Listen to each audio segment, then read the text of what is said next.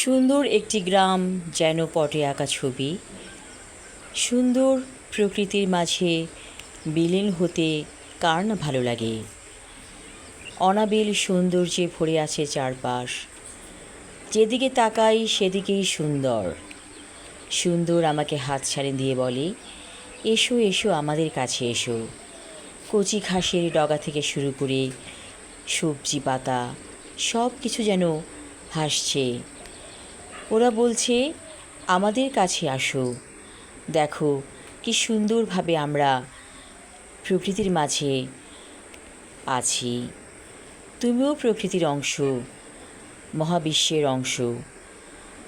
আমাদের কাছে এসে বসো দুদণ্ড, দেখো কি সুন্দর লক করে আমি বেড়ে উঠেছি। এর ডগাগুলো যেন বলছে আমাকে, আসলেই সুন্দর। পুঁই শাকের পাতাগুলো, ডগাগুলো, এই যে ভিটামিনে ভরা এই পুঁই শাক অত্যন্ত ভালো একটি শাক।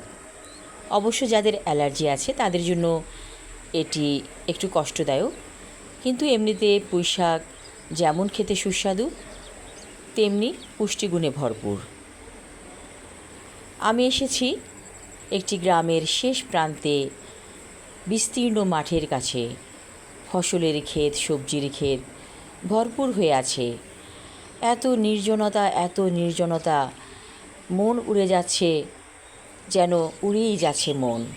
আমি নিজেকে ঠিক রাখতে পারছি না, মনে হচ্ছে আমি ভেসে যাচ্ছি বাতাসের সাথে সাথে। এত অনাবিল সৌন্দর্য চারপাশে। অনেকক্ষণ আমি মগ্ন হয়েছিলাম এই সৌন্দর্যের কাছে।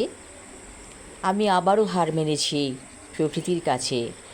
দুহাত বাড়িয়ে বলেছি, আমি ক্ষুদ্র একটি অংশ, আমি তোমাদের মাঝে একাত্ম হতে চাই। ওরা বলেছে, এসো এসো আমাদের কাছে এসো, আমাদের সাথে একাত্ম হয়ে যাও। সোদা মাটির গন্ধ নাকে আসছিল, ভালো লাগছিল সব কিছু মিলিয়ে।